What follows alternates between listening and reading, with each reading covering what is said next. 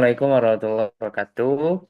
Perkenalkan, nama saya Raden Aurel Aditya dengan NIM 103112143027 dan teman saya di sini ada Mas Arbi. Monggo Mas, diperkenalkan. Baik, Mas Raden, perkenalkan nama saya Arbina Sandro dengan NIM 103112430269. Ya, dan Dan satu lagi ada ya, Mbak Feby. Monggo Mbak.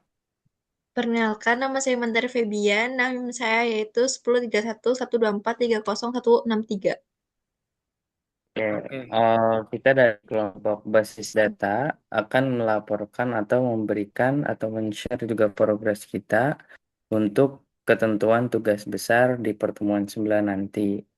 Mungkin yang pertama saya buka. Bismillahirrahmanirrahim. Kita akan melakukan sedikit pemaparan progres yang akan disampaikan oleh Mas Arbi Nasandro. Mungkin kepada Mas Arbi saya persilahkan Mas. Monggo. Oke, baik Mas Raden, terima kasih. Langsung saja.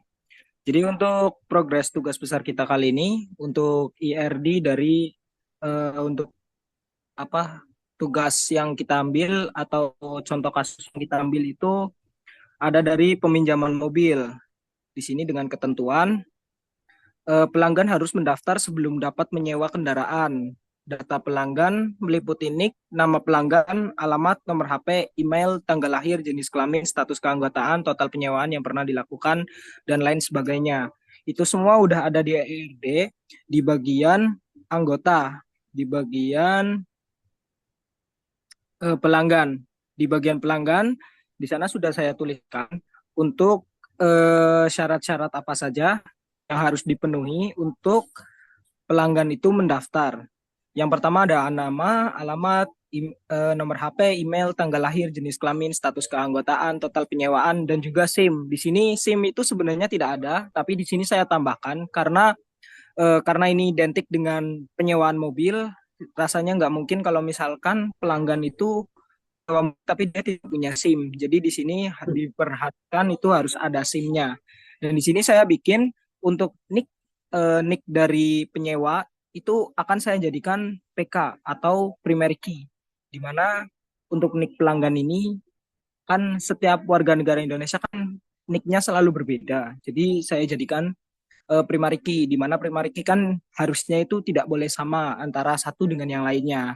Kemudian untuk nama alamat di sini saya buat jadi FK, nama dan alamatnya. Oke, bentar. Ini harusnya nama sama alamatnya bukan FK ya. Mungkin nanti akan sedikit saya revisi. Oke, selanjutnya itu untuk ketentuan selanjutnya. Setiap pelanggan dapat melakukan lebih dari satu penyewaan, tetapi satu penyewaan hanya di atas namakan satu pelanggan. Oke. Kemudian berarti kita akan membuat sebuah tabel penyewaan, ya, sebuah tabel penyewaan di sana dengan eh, isinya itu ada yang pertama ada ID penyewaan. Jadi untuk setiap penyewaan nanti akan dibuatkan ID, di mana ID-nya itu TK. Oh, Ibu sehat. Di mana di sini ada ID penyewaan. ID penyewaannya di sini itu PK atau primary key dan dia itu nilainya selalu berbeda. Jadi antara ketika kita sedang mencari data penyewaan ya, siapa nih nanti yang mau sewa gitu, nanti semuanya itu akan berbeda, nggak akan sama antara satu dengan yang lainnya. Kemudian di dalamnya ada data anggota, di mana ada nick pelanggan. Nick pelanggan itu nicknya tadi ya, yang primary key. Di sini saya jadikan foreign key karena ini berelasi langsung dengan data pelanggan. Kemudian ada ID kendaraan, di mana ID kendaraan ini foreign key. Kemudian tanggal pesanan, terus tanggal mulainya kapan, tanggal akhirnya kapan, kemudian tanggal pengembaliannya itu kapan, kemudian total biayanya itu berapa, kondisi awal kendaraannya gimana, apakah dia dalam kondisi baik atau mungkin ada kerusakan gitu.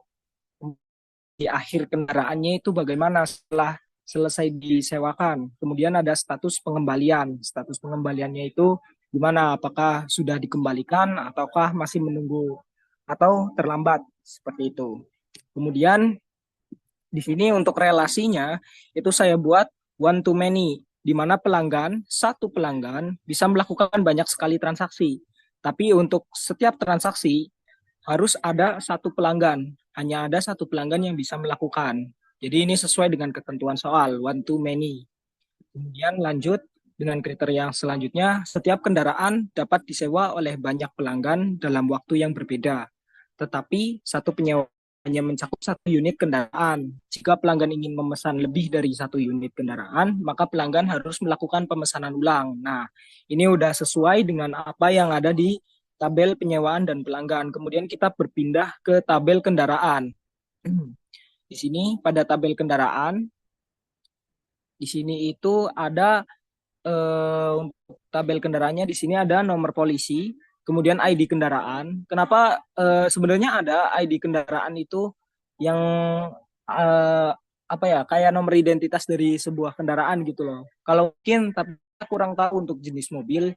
Saya tahunya untuk kendaraan sepeda motor atau roda dua. Kalau roda dua itu ada yang namanya nomor rangka sama nomor apa ya nomor kendaraan kalau nggak salah. Kalau nomor rangka itu dia memang apa tidak akan berubah nomornya. Jadi sekali ditaruh di sana tetap seperti itu gitu nomor rangka. Untuk nomor polisi kenapa tidak dijadikan primary key? Karena nomor polisi itu setiap 5 tahun sekali itu dia berganti. Jadi nggak selamanya itu selalu pakai itu gitu. Selalu itu. Jadi di sana saya jadikan PK, tidak saya jadikan primary key. Kemudian ada merek, model, tipe dan lain sebagainya. Sudah saya berikan, sudah saya taruhkan semuanya. Kemudian untuk relasinya dengan tabel penyewaan, di sini itu one to many. Di mana banyak mobil itu hanya bisa disewa satu kali, hanya bisa disewa oleh satu kali. Jadi setiap satu data transaksi penyewaan itu hanya bisa meliputi satu mobil saja, tidak boleh lebih, ya. Tapi setiap mobil itu bisa disewa oleh data penyewaan, seperti itu. Untuk relasinya one to many. Kemudian untuk data kendaraan ini sudah, kemudian data penyewaan meliputi identitas pelanggan, tanggal pesanan, dan lain sebagainya. Sudah pembayaran dilakukan untuk setiap penyewaan dan bisa memiliki status belum dibayar, lunas, atau dibatalkan. Pembayaran mencatat informasi tanggal bayar, metode bayar, dan status bayar. Oke, kemudian kita pindah ke halaman Den. Den. Nah, udah. Tadi aku kecil, maaf. Ini oke di tabel pembayaran di sana ada ID pembayaran. Jadi ID pembayaran itu bakal kita catat ID pembayarannya itu berapa. Karena ID pembayaran harus juga punya PK. Itu berguna untuk nanti kita menentukan apa seperti rekap ya, rekap pembayaran mana saja yang sudah atau mungkin barangkali customer ada yang request gitu, ada yang mengeluh gitu. Saya sudah bayar tapi katanya dari kami itu bilang kalau itu tuh belum dibayar gitu. Itulah kenapa di sini saya bikin ID pembayaran supaya datanya tidak rancu dan ketika ada kesalahan kita bisa melakukan cross check di sana. Karena di sana ID pembayarannya bisa terlihat. Kemudian untuk ID penyewaan di sana juga saya bikin jadi 4K atau kemudian ada status pembayaran, tanggal bayar, metode bayar dan status pembayaran. Itu sudah sesuai dengan kriteria soal. Kemudian untuk relasinya di sini itu saya buat jadi one to one. Kenapa harus one to one, tidak one to many? Karena di sini itu pembayaran hanya bisa meliputi satu. Jadi satu kali data penyewaan yang meliputi satu data pembayaran. Tapi kalau misalkan satu data pembayaran, itu cuma bisa meliputi satu data penyewaan. Gak bisa kalau misalkan katakanlah ada orang terus tiba-tiba nyewa mobil, terus dia pesan dua, misal satunya mobil, mohon maaf saya sebut merek, itu mobil Avanza, katakanlah mobil Avanza sama satunya itu mobil Honda Jazz misal, Honda Jazz sama mobil Avanza, ini dua mobil, kemudian dibayarnya jadi satu, itu nggak bisa, harus melakukannya itu satu-satu, yang Jazznya dibayar dulu, kemudian yang bayar dulu gitu, jadi seperti itu. Kemudian lanjut untuk kriteria soal yang selanjutnya adalah denda dikenakan jika kendaraan dikembalikan melewati tanggal akhir sewa. Jika pelanggan memiliki keterlambat pembayaran atau rusak kendaraan, akun pelanggan dapat diblokir. Nah, kemudian di sini ada untuk kolom denda. Untuk kolom denda di sini tentu saja ada ID-nya. Ya. Jadi kita bisa tahu untuk setiap ID dendanya itu gimana. Tapi di sini di penyewa. Nah, kemudian untuk relasinya itu one to zero atau one to one. Nah, kenapa one to zero? Kenapa nggak one to one atau ini? Nah, ini pertanyaannya nggak semuanya ya, nggak semuanya apa bukan denda gitu. Nggak semua klien itu bakal melakukan denda. Jadi apa di sini relasinya saya untuk pas, tapi untuk tabel denda itu nggak melulu setiap transaksi itu ada tabel denda. Karena jadi orang kita nggak tahu bisa jadi ada yang jujur tapi bisa juga ada yang enggak gitu kan. Jadi nggak harus ada selalu ada dendanya gitu. Kalau misalkan nggak ada dendanya kan otomatis tabel denda nggak akan dibikin, nggak akan dibuat. Nah itulah kenapa. Jadi di sini ID dendanya saya bikin relasinya one to zero. Jadi dia itu nggak harus ada gitu. Ada syukur nggak ada yang nggak apa-apa gitu. Jadi gitu. Kalau misalkan orang yang melakukan melakukan kesalahan atau melakukan sesuatu yang merugikan gitu, ya nanti bikin tabel dendanya. Tapi kalau misalkan enggak, ya enggak. Gitu. Oke, kita lanjut ke kriteria soal selanjutnya. Itu ada selama masa penyewaan, setiap kendaraan akan dilacak sehingga memiliki data koordinat longitude dan latitude pergerakan kendaraan yang disimpan dari waktu ke waktu oleh GPS. Oke, dan ini Sedikit tuh kendala, ada tadi ada sedikit kendala teknis, jadi videonya mungkin akan sedikit terpotong. Oke, lanjut di bagian tracking. Di sini untuk kategori tracking, di sini ada ketentuannya yaitu selama masa penyewaan setiap kendaraan akan dilacak sehingga memiliki data waktu, koordinat, longitude, dan latitude pergerakan kendaraan yang disimpan dari waktu ke waktu oleh GPS. Oke. Di sini sudah saya buatkan untuk tracking, itu ada ID-nya yang pasti.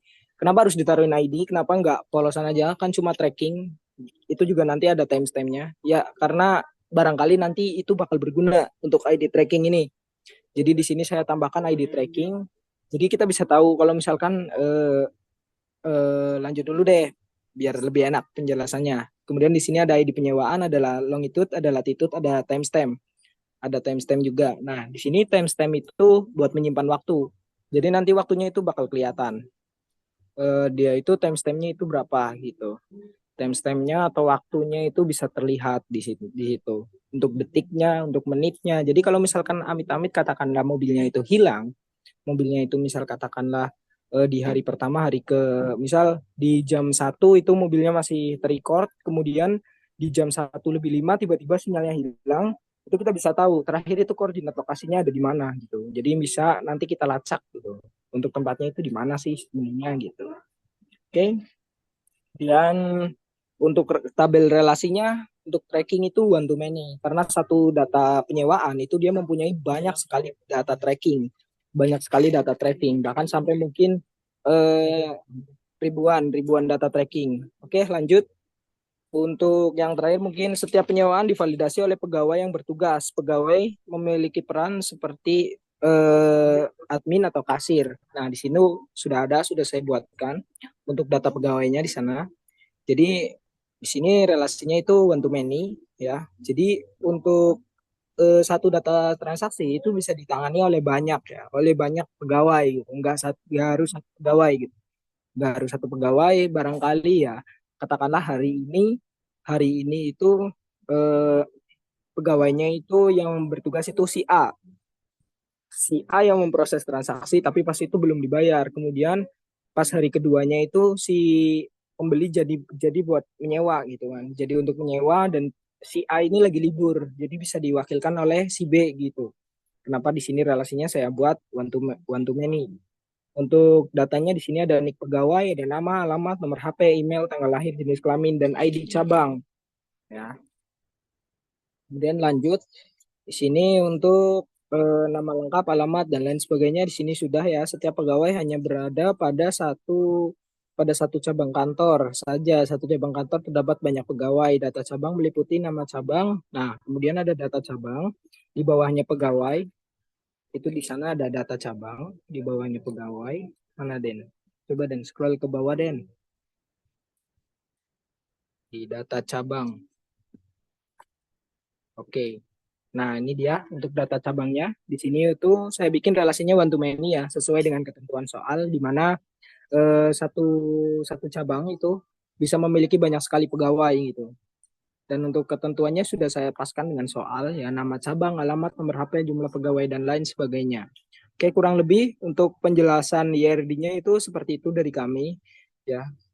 Ini sebenarnya masih tahap developer. Kami belum mencoba untuk sudah sedikit-sedikit sudah kami cicil untuk dimasukkan ke MySQL ya. Di sini saya bikinnya pakai MySQL ke depannya. Tapi belum kita coba semuanya dan belum kita coba relasi-relasinya gitu. Tapi untuk saat ini IRD-nya saya anggap sudah selesai dan sudah selesai di di divalidasi lah, bisa dikatakan seperti itu. Oke, sekian dari saya, Den. Oke, terima kasih Mas Arbi. Mungkin sebelum penutup mau kasih kata-kata Mbak Febi atau mau ada yang disampaikan? Cukup Seden. Oke, mungkin begitu aja progres pemodelan basis data mengenai laporan tugas besar di minggu ke-9 yaitu ERD. Mungkin di minggu nextnya kita bakalan memberikan progres terkait laporan yang harus dibuat. Begitu saja akhir kata dari kami. Terima kasih. Wassalamualaikum warahmatullahi wabarakatuh. Waalaikumsalam warahmatullahi wabarakatuh. Oke.